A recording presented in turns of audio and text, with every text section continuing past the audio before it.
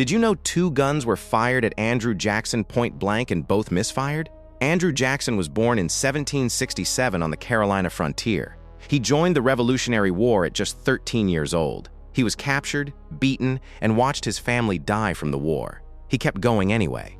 Jackson rose through the military and became a war hero at the Battle of New Orleans in 1815. He fought multiple duels and carried bullet fragments in his chest for the rest of his life because surgeons said removing them would kill him faster.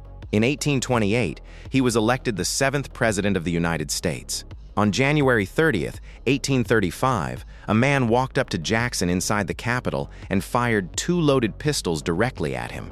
Both misfired. The odds of that happening were roughly 1 in 125,000. When tested afterward, both guns worked perfectly. Jackson then attacked the man with his cane and had to be pulled away by bystanders.